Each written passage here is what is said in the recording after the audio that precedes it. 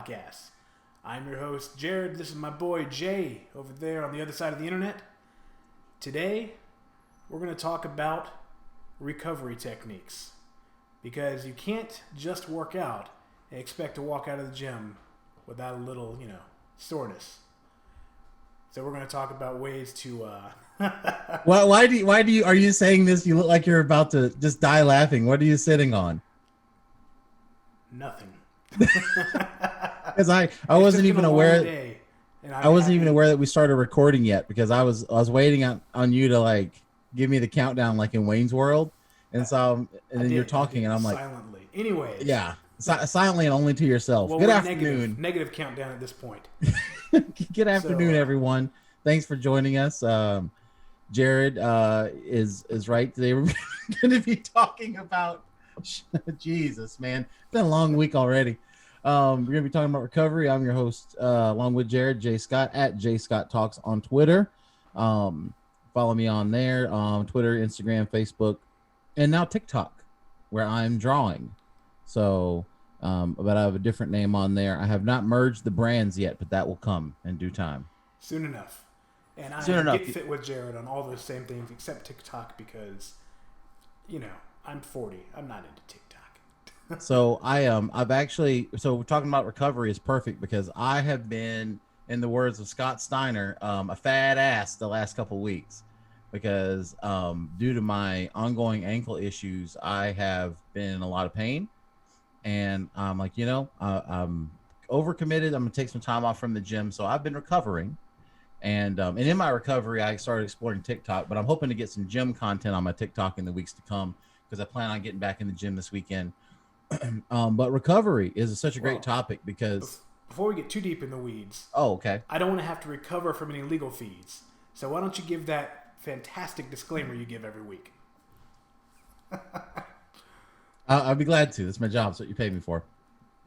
Folks, this is the Fat2Fit podcast, and on this podcast we talk about our fitness journey, and everything we talk about is entertainment only and not to be taken as medical advice, as we are not clinicians and we are not offering clinical or medical advice in any way. If you need to get started on your own Fat2Fit journey, we recommend that you find a licensed and certified medical professional to help you and follow expert advice only. What we offer is just moral support and entertainment. However, if you don't know where to begin and would like a recommendation, we would be glad to send you to a qualified medical professional to help you on that journey. Nothing we say should be taken or construed or seen as professional medical advice in any way, shape, or form. This podcast is for entertainment purposes only. Everything we say is bunkum. Don't listen to anything we say. Everything is garbage. We don't know what we're doing.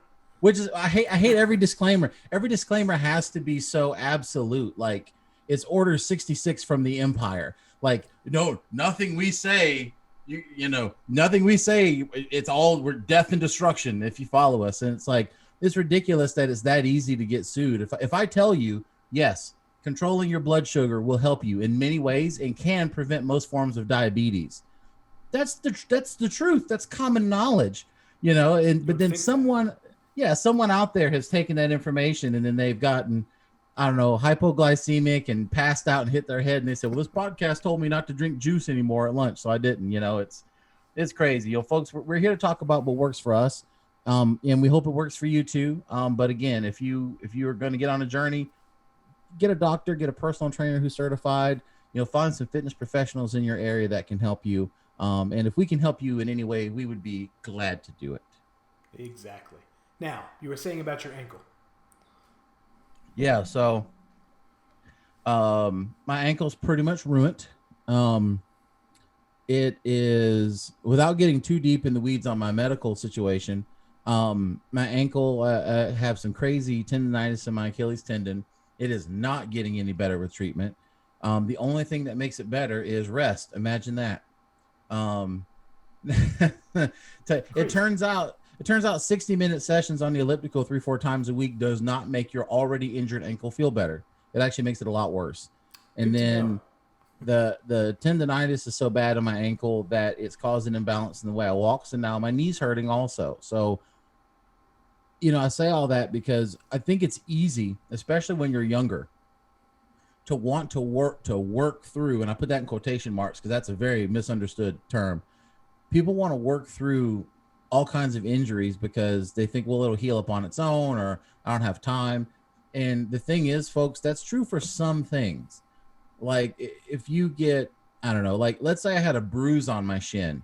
Okay, well, that is going to heal in time. And as long as I don't injure it anymore, it'll be fine. I can work through that. But if I've got, in my case, I've got a tendon that is injured, working it only makes it worse. Yeah. So I have to balance the risk versus reward of getting my cardio in versus the pain it's going to cause me versus how close am I getting to surgery. Fortunately, my doctor did not find any significant tear, so I don't think I'm at risk of having surgery just yet.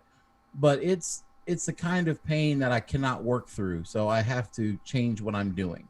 And part of recovery, at least that I want to talk about today, there's recovery, basic recovery, recovering from your workouts, but then there's also the idea of recovery as being something that you program, something you prepare, and something that you do deliberately, which is the message I'm hoping to impart on our audience today.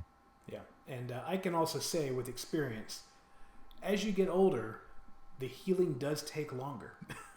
I have some cuts and scrapes that I got 2 weeks ago that 10 years ago, they'd been gone in a day or two. Now I have this annoying cut on my hand. It's been there a week. It's not going away. Is your arm still bruised up?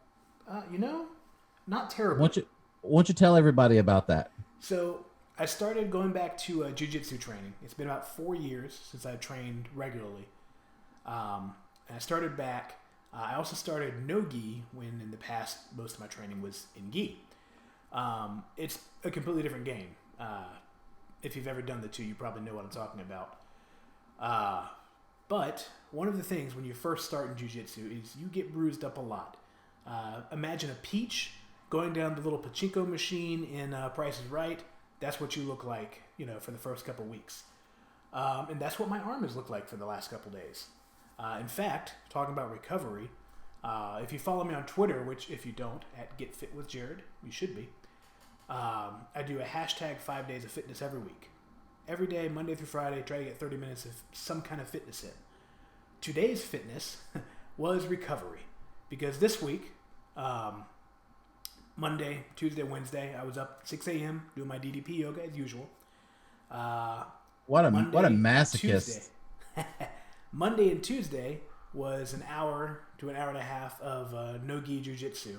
And then last night, I went to the good old Planet of Fitness with my wife, and I spent about 30 minutes on the elliptical trying to get rid of the jiggles, in time for mankini season. I tried to no-sell that, but I couldn't. I tried really hard. You're welcome. That's twice today. So while you were having 5 days of fitness, I was having 5 days of fatness. I haven't let my diet get off the rails at all, but I don't do well when I have nothing to do. But fortunately or unfortunately, depending on how you look at it, my 5 days of fatness, I've been so committed with professional things that it's basically like I've been working all day and then I pass out when the day's over and I'm done. Like that's how my week has been this week. And today, like this podcast, this is the end of my week. Like this is the last commitment on my calendar for this week. And then Monday is a holiday here in the States, is Memorial Day. So I've got a long weekend. So I'm going to recover. That's a segue. I'm going to recover from how tired I've been this weekend and then kick off my next phase of my fitness regime, which you will be happy to know is going to include more Ddp yoga, because I have to come to terms with the fact that like until my doctor finds a way to make my ankle better or until it falls off, I can't continue to do the cardio in the quantity that I enjoy, but also need to mathematically. So I'm going to have to really cut back my calories to account for that and do less cardio on my feet, find some other ways to burn calories like Ddp yoga, go back to hitting the bag maybe, and that kind of thing, because it's not working what I'm doing. So anyway, talk about recovery. So we've been talking about what we've been doing. Let's talk about what we probably haven't been doing well most of our life, which is recover from our various activities. So recovery, I'll give a quick rundown of what recovery has meant, or what recovery meant to me when I was younger. So from the time I was in my late teens until my early 30s, if you've listened to the show before, you know that I've been a professional wrestler and I was on the road constantly, do powerlifting and other things. And for me, recovering was, oh, I guess I'll sleep 6 hours. And, an ice pack. I don't know. Why would I have an ice pack? I'm not an old man. And it got to a point where, and not only was I not practicing any recovery techniques whatsoever, I was actively like pushing them away. I would never stretch. I would never use any type of cream or ice pack or compression socks or sleeves or anything. I was like, oh, I'm going to lift, I'm going to have a session today and I'm going to lift 25,000 pounds. And then tomorrow, maybe I'll do 15 and take it light. And like every day was like that for me until I started getting hurt. And then once I started getting hurt, I made friends with a chiropractor, and shout out Advantage Healthcare of South Carolina, Dr. Christopher Gray, best in the business.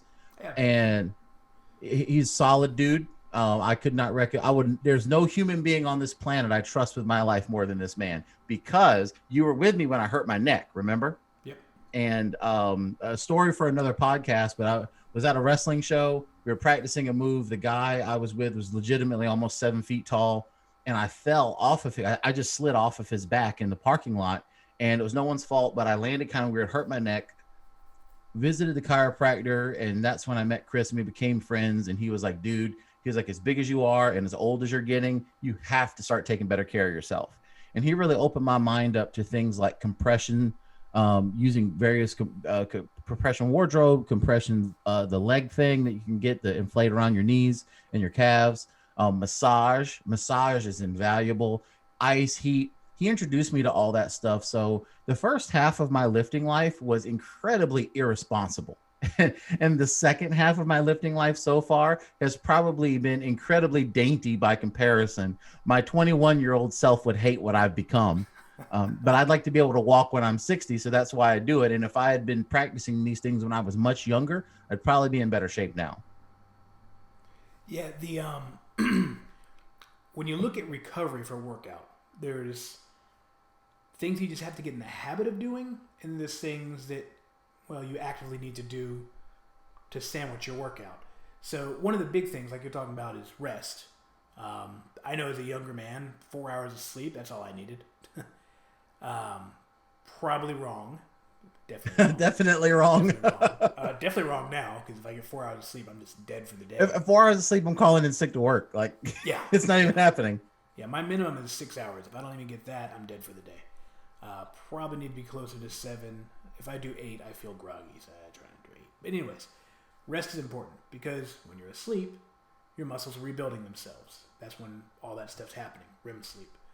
And of course, as we talked about last week, protein is important, because having that in your diet is what helps build those muscles while you're asleep, or repair those muscles, I should say.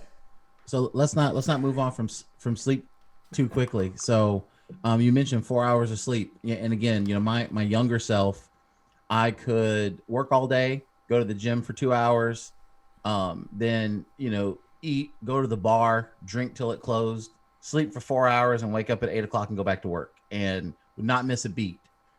The 40-year-old man in front of you, if I tried to do that, I would probably be calling the urgent care and seeing if they could send someone to get me, because as we get older, we have to acknowledge that. And so for our younger audience members out there, I would encourage you, if you are able to power through with no sleep, you're drinking a lot, your diet is poor, et cetera, et cetera, et cetera, acknowledge that that's a limited thing.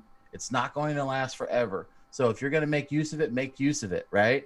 But remember that you're going to have to pay the piper one day. And for people who, those of us over 35, I don't have to tell you what it's like, because So when we talk about sleep is probably the best recovery tool, because sleep is indispensable for any goal, whether you're building muscle, whether you're trying to do sport specific training, whether you're losing weight, etc. No matter what you train for, no matter what your goals are, you're probably not getting enough sleep. And I want to make sure we differentiate a couple terms before we go too far. So sleep, we're talking about sleep when we say sleep, like actually going to bed at night or during the day, whenever you lay down and sleeping. Rest is different, because resting, we're not talking about sleeping. So when we say you need to, get, 8 hours of sleep every day is ideal for most people. But we're not talking about, well, I'll lay on the couch and watch TV for a few hours. No, you need to be asleep. That's the thing, because the systems in your body work to recover when you're asleep. And you mentioned protein. So, conventional wisdom suggests that you should intake some protein before you go to bed. That's simple as a protein shake. Eat a protein bar, eat some chicken, whatever, before you go to bed. That's going to make sure your body has all those amino acids that you need to replenish and repair. And that's 101, right? Getting enough sleep and having protein before you go to bed is 101. No matter what you're training for, that's probably going to be ideal for you. Getting 8 hours of sleep and then getting 20, 30 grams of protein before you lay down. The protein before bed, not only is it going to help maintain, again, your muscle mass composition and health and repair, but also there's a link in the chat to a great blog from the National Academy of Sports Medicine that talks about how protein before bed also regulates things like your body's hydration situation. There's other studies that show how protein before bed is also going to help regulate your blood sugar in some ways. It can help you sleep. Thermogenesis keeps going. There's so many benefits to having a little bit of protein before bed. So getting to sleep and then powering your sleep with a little bit of protein, absolutely must do things you should do every night. Absolutely. And I've gotten in the habit of just taking a small handful of almonds before bed. You and the damn almonds, man. Every week it's like well, I have some almonds that I enjoy. I would love to just hear you say, you know what, I grabbed a whole turkey leg and I ate that before I went to bed. Nah, those are fried, too much fat. Oh my gosh. Those are for Renaissance fairs. Turkey leg and a cup of mead. I don't even like the turkey leg. It's just an aesthetic. That's all. Yeah. Messy. Anyway, I don't like it. It's not. I like to eat my food with a fork. That's probably the daintiest thing about me is I don't like to touch my food. If I have to touch my food, I get in a bad mood. I don't like it. I mean, if you really want to, you could just hold it and, No. No. All right. No turkey leg for you then. No turkey leg for Almonds me. It is. But yeah, the diet is also a very important part with recovery. That's part of the pregame for recovery, so to speak. And then, of course, afterwards, eating properly. Getting protein after a workout, also very important. Yeah, so protein should be your thing. Again, no matter what you're training for, protein, sleep, and water are going to be three things you're probably not getting enough of. So protein before your workout, protein after your workout, and protein before bed are indispensable. Now, that being said, if you only get protein those 3 times a day and the rest of the day you fill with good carbs and good fats, well, that might be an okay program for you. It's going to depend on your individual needs, of course, but there's never a program that's successful that says, no, you should not have protein bookending your workouts, because chances are if you're not taking in protein before and after your workouts, you're not maximizing what your body can do, and you're not setting your body up for success in terms of recovering in the short time, because your body's going to need that protein, after you work out. And as we mentioned before you go to bed, your body needs that protein to heal then. So getting your protein then is so important. And at the beginning of the show, Jared, you said that you have to create healthy habits. I can't remember exactly what you said, but you said something like that. And I kind of wanted to mention, for all the recovery tenets we talk about today, the most important thing that applies to every single thing on our list is you have to prepare. Yeah, that's it. There's no substitution. So, for instance, when it comes to sleep, traditionally, I'm not a good sleeper. I don't sleep well. I don't sleep long. I wake up, I pee, whatever. Right. Knowing that, what am I going to do to sleep better? What can I do to sleep better? Well, I can make sure I have a bedtime. I can make sure I have a comfortable place to sleep. Maybe I got to take a little bit of Z-Quil or some NyQuil every now and then to help me go to sleep, whatever it takes, because the goal is to get to sleep. So you have to work toward that, and you have to prepare your life to let that happen. Same thing with getting your protein. So you need your protein before and after your workouts, right? Not everybody wants to get a handful of almonds. Aw. um, or if you're allergic to almonds, well, then you get something else. But, for me, I found the easiest thing I could do would just be to bite the bullet and get the little 4 packs of muscle milk. And I have one when I get to the gym. I like to do my cardio first, and I have one, and then I do my weights, and it controls my hunger. It gives me the protein I need. And also it's convenient. I just throw one in my bag and it's there until I need it.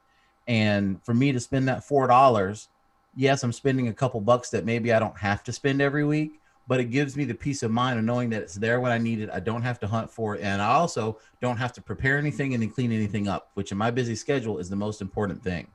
So preparing, as far as sleep is concerned, making sure you can actually get to sleep comfortably. As far as your protein is concerned, you actually have to have it there. Don't get in the habit of relying on, well, I'm going to go get something, or I'm going to stop on the way to the gym or stop on the way home. Don't do that. You're only going to put yourself in a stressful situation. And the temptation to get something you don't need is even higher in those cases. So I was going to mention that because you're the king of, of being tempted. Because you. It's like I stopped to get a Monster, and then I found this Reese's and this Slim Jim. And I grabbed a bag of chips too. I had to wash it down with something. That was old me though. That was old you. Yes. But you have to be prepared, and even something simple as water. I hope everyone listening has access to clean water in their home. If not, you've got to buy it. For me, I find out what works is I have a water bottle. I carry it everywhere, and I'm not too proud to drink water out the sink. I've had water from the sink of hotels in 14 states, and counting. I'll drink water out the sink in your house for years, and every home you've lived in. Even complimented the taste. I'm like, I always filter it. Okay. Well, so that's where we're different, because you're big on the Brita filter. You have the pitcher and all that stuff, right? I don't care. The tap is good enough for me, but both of us are prepared either way. Like, you need your water to be filtered, so you keep the pitcher in the fridge, you keep it full. That's being prepared. And that may sound elementary to some people, but if you're not, in the mind of having these things prepared or having these things ready, you may not think to yourself that, oh, it's not such a big deal to grab a snack. Well, we're not saying grab a snack. We're saying you need protein. Big difference there. Okay. You can't just eat anything and then go work out, or eat anything after your workout. You need to have a clean protein source, and you need to have water available. So if that means you need to get a Brita filter and a case of muscle milk, then go for it. Or if that means you're just going to drink out the tap at the gym, and then you're just going to chew on, I don't know, like a handful of almonds, then do that too. But whatever you choose to do, make sure it's deliberate and have a plan. Yeah, definitely. I'm the same way. This water bottle is always next to me. It's always full. Like, these turbises are great for driving. One finger, bam, it's open. I'm committing a sin this week. I'm drinking my hurricane water from last hurricane season, because when I was at one of my workplaces the other day, I left my good water bottle on the counter, and I wasn't able to go back there the next day and get it, and it's gone now. So, well, might I recommend the Turvis water bottle? Nope. No, I gotta find something new. I don't know what I might get a Fat2Fit cup. I don't know. We'll see. Ooh. But anyways.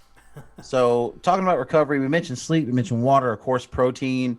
There are a couple things that I found to be very specific that we'll get to maybe to wrap things up. But one big one that I want to talk about is massage. If you've never, and the thing is, when it comes to massage, people think like people tend to think, oh, it's a luxury, it's a treat, like, oh, you should treat yourself to a massage, it's so relaxing. And it's, well, yeah, sometimes a massage is relaxing. There's those places that specialize in that sort of thing. But if you're training and you're an athlete or an aspiring athlete, however you like to characterize yourself, whatever you identify as, you need to go to a massage therapist that works on athletes, like our guest a few weeks ago, my good friend Jared Fritz. Find him at Episode in the Archive. He's online at what is he? Jeez. Is it Ref? Hashtag RefFit. You'll find him. Yeah. But Jared Fritz, LMT. Jared, and I said this jokingly with him the other day, and he kind of gets a little sensitive about it, but that guy has manipulated my body. Like, when I would go to him for work, like, I mean, I'm pretty big. Like I got a 58-inch chest, I got 30-inch thighs, and he's grinding me down to the bone, and that's a level of like stimulation that I had never received before. Like he almost had me in tears the first time I was on his table, because every massage therapist I had before, they were not, I'm not gonna say they weren't talented, but like for a person of my size, they weren't able to give me, what I needed. And over the years, I've just been working with Jared, and I'm like, this has helped me so much. When I was training, starting out to do strongman, my hips and my glutes were killing me because I was squatting and deadlifting all the time. And then when I was actually doing strongman event training, like truck pull and stuff, my glutes were just getting pounded nonstop. So I go to Jared and I'm like, dude, like you gotta activate my hips for me. You gotta open me up. And that's a humbling experience. If you've never gotten the full hip and glute massage, it's humbling in a number of ways, but it's so worth it. And if you find yourself in a place where you're stressed, well, then the massage will relax you, right? But the in my opinion anyway, the root, like the base cause of getting that massage is to open up those muscle fibers, relax them, give them a kind of stimulation that you can't give on your own. Muscle tissue is incredibly hard. It's incredibly strong. And, using things like a foam roller or even like the little vibrating massagers that you find like at Walgreens or something, they make you feel better, but they're not activating that muscle tissue on a very deep level. You need either like a professional massage gun or a professional massage therapist to do that for you. And it's going to cost you money, but I can't recommend it enough. Even if you can just treat yourself to one a month, it's totally worth it if you're training regularly, especially if you're weight training. Guys, look, I know massages, it doesn't sound like it's the manliest thing in the world, but if you really want to get stronger, then get a massage. Definitely. Get a massage, and your muscles will respond positively. You will be able to do more. Even if you're doing something like when I was in New York, I worked for a place that had one of the perks was monthly professional massages you could get, and a lot of people be like, I don't want that. I'm like, hey, we won't name that place, right? No. Okay.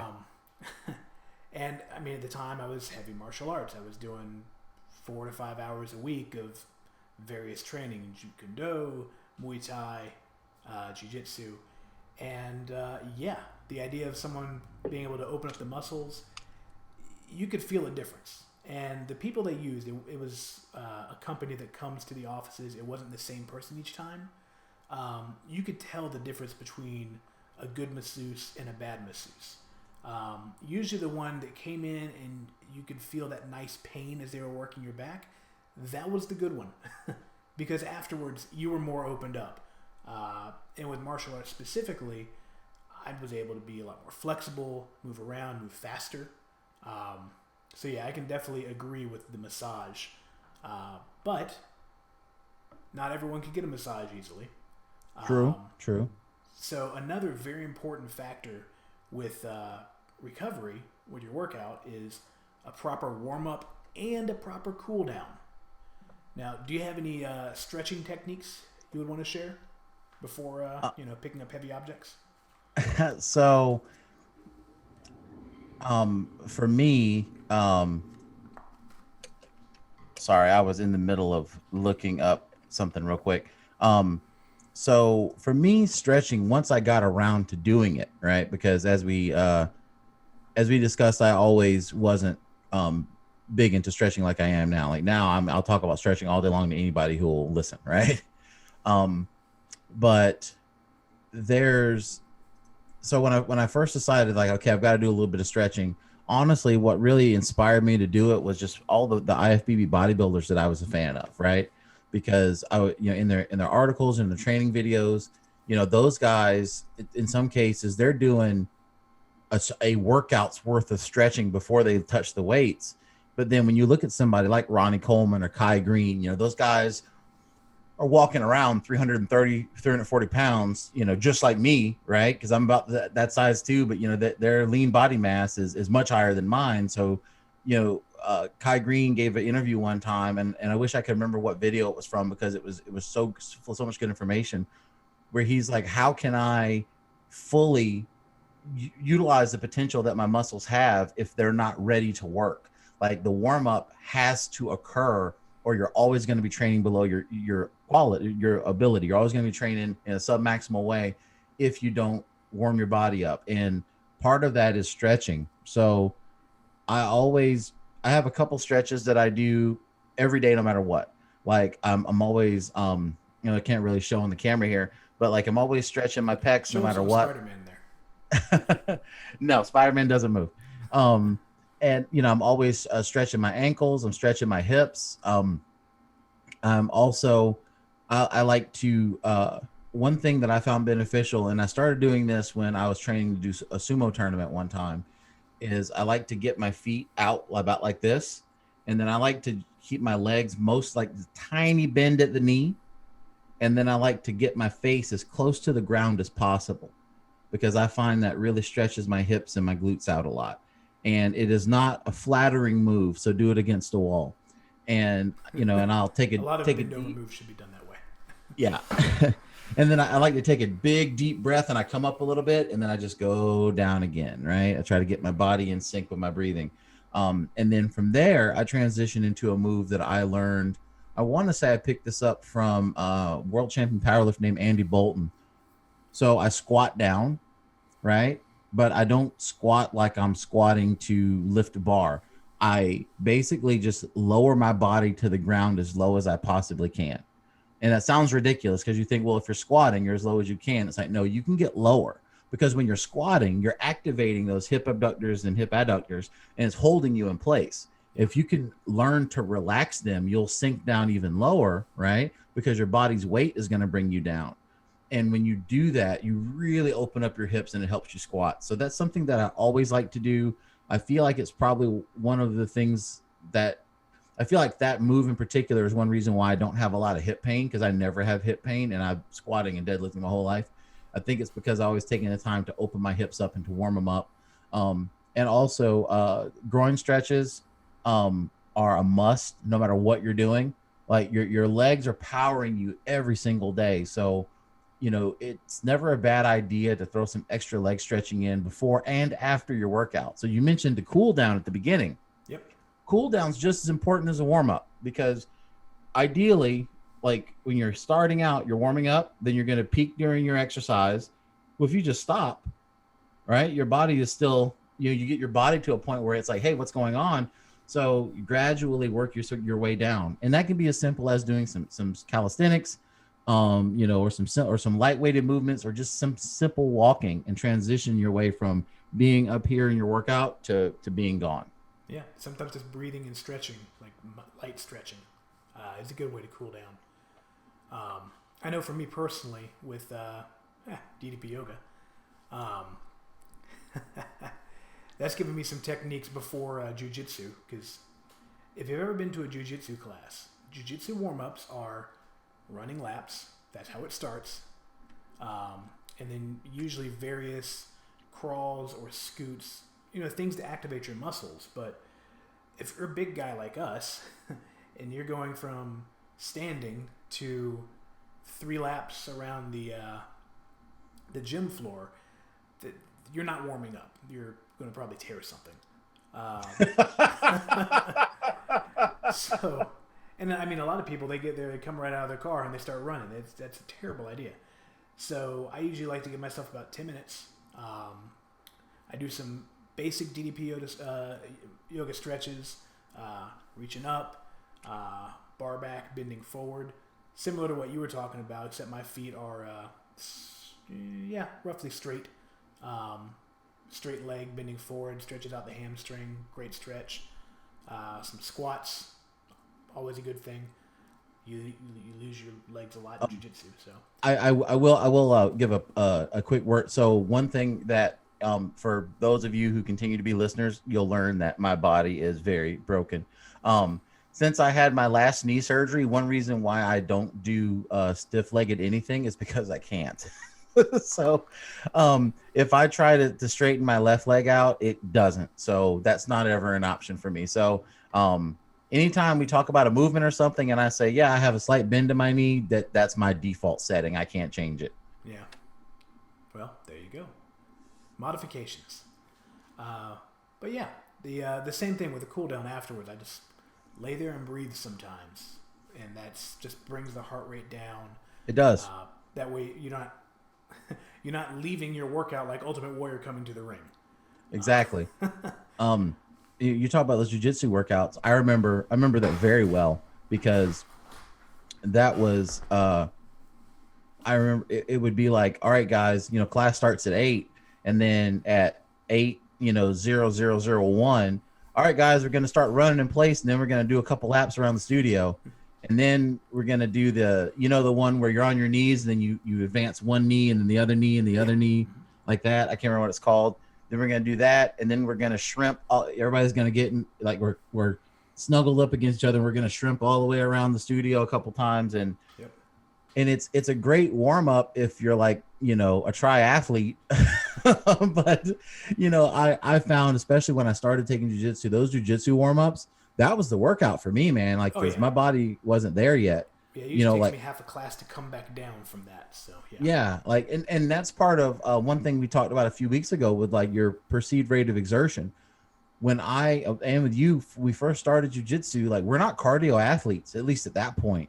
So like that was way higher than what our baseline is. And that is not really a safe area to be working in. But that's one of those things where you don't have a choice in the matter. You just have to go do it. You have to suffer through it. And then we both came out the other end and we're in better shape for it. So obviously it worked. If you survive, you grow. If you survive, oh man, that's what I'm going to put on my gym wall. If you survive, you grow. But yeah, like you have to stretch to warm up and stretch to cool down. I think those are great things. We talked about sleep and protein and water and massage. I've got one that I'd like to add, as I know we're getting close to the top of the hour now and the end of our time. This is one thing that I've never successfully been able to get you to do, but maybe I can in the future. And that's taking contrast showers. After I didn't have hot water for a week, I've been taking cold shower for a long time. But next best thing, hot and cold pads. So, you'll hear me reference Andy Bolton, was first man to deadlift 1,000 pounds in a powerlifting competition officially. I have all of his books. I'm a big fan of his. He's an awesome guy, very powerful lifter. And in one of his books, he talked about how when he started taking contrast showers, it helped him a lot. And what a contrast shower is, basically you're just going from, you're starting out warm and then you're going hot to cold. And ideally you'll have, warm shower and you'll get cleaned up and everything. That's not really part of it. But then you're going to rinse off with cold water for a minute. Then you're going to go to hot water for a minute, cold water, hot water, back and forth. And the theory is that it reduces inflammation in your body. It promotes healthy circulation, and it helps reduce lactic acid buildup in your muscles after a training session. Now, I will say this. Again, we said at the top of the show that we're not clinicians, right? So there is a big study that was done in 2015 that found there was no tangible benefit to doing contrast showers. So I will say for the group of 500 men, maybe it didn't work for them, but I can tell you for me, contrast showers are a way of life.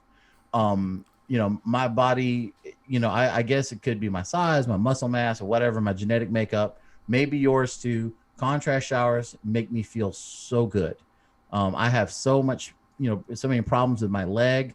That cold water on my leg feels so good. And in the hot water, the cold water, it's great. So you got your hot and cold pack, same principle applies. If you can't do contrast shower, well then get the hot and cold pack, alternate them every couple minutes, never for more than an hour or anything crazy like that. You'll start damaging your body that way. You damage your skin. But going from hot to cold promotes healthy healing. You don't have to save it for when you have an injury, right? You need to heal in a lot of the same respects from a workout as you would from getting a minor injury. Like some people never pull out an ice pack until they sprain their ankle. Why aren't you icing yourself normally? You should be. It can't hurt you. It can only help. So the contrast shower, I'm always going to be a fan of. I don't care what the one study said. There are other studies that show the opposite. And anecdotally, I can say it's definitely helped me be a better athlete. It's helped me be healthier. So if that's not something you've ever tried before, I would really encourage you to give it a shot. buy some reusable ice packs, put them on your knees, put them on your shoulder, your elbow, whatever. Put them on your feet from time to time. That helps my ankles. So many things the ice and heat can help with. I think it's important to know too when to do which, because the idea, the hot opens up the blood vessels more, allows more blood to come through, helps repair muscles, things like that. Cold causes things to shrink, but it keeps swelling down, and I think that's the biggest thing to know there is if it's swelling, put ice on it. Yeah, and that's the thing. Like that's why it's important to make the distinction between, nominal recovery and injury recovery. That those are two very different things. And what we're talking about now is recovering from your workouts. And if you go to put an ice pack on and you feel a lump there, hit the brakes because something's wrong, right? But that's why in a non-injury setting, hot to cold is good because it encourages healthy circulation, as opposed to heat or cold just having one mechanism. But again, if you don't have a heating pad or ice pack, go out and buy a good one. Like I've had the same reusable ice packs for over a decade now. They still work great. I can strap them on like knee pads. It's wonderful. So I would encourage everybody, treat yourself, go get some ice packs and go get a heating pad. A rice belt, if you're not familiar with that, is a great thing. My ex had one. It was amazing. It's basically like a neoprene. It looks like a weight belt almost, but it's filled with rice. And you can put it in the microwave and heat it up. And you can just like strap it around whatever part of your body needs the heat. So that's something else to think about. One of the big new additions to the Jiu Jitsu gym that's been like the rage for the last 2 weeks. They got an old chest freezer. Filled it with water, plug it in. Nope. That's a no for me, dog. And there's your ice bath if that's what you really want to do.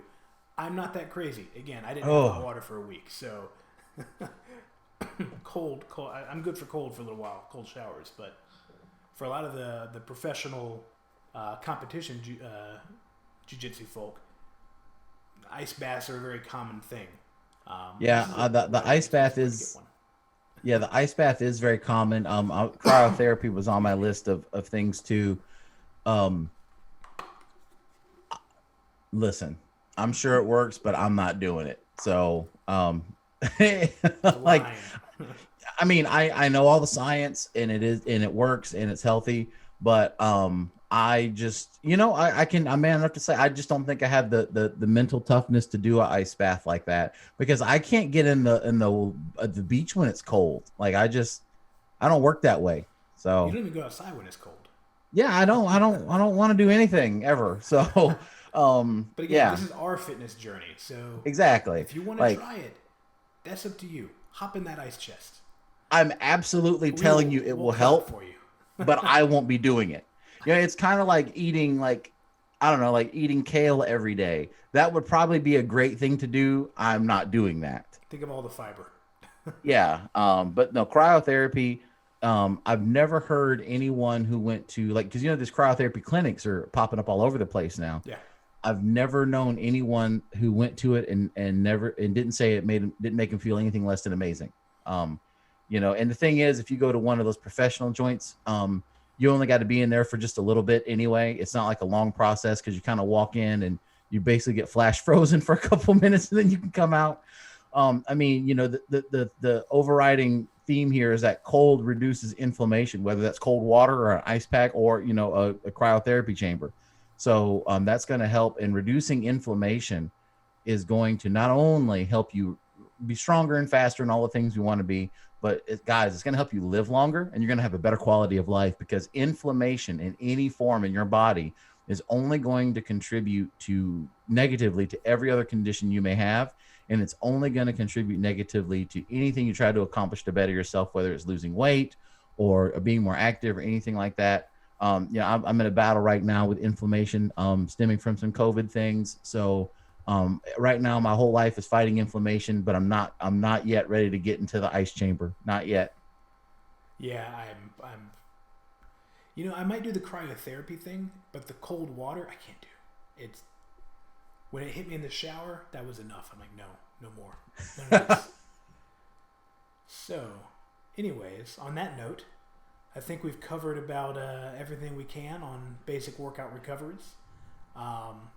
Be sure if you have any questions, any comments, hit us up. Our social media tags are down below. Is over there.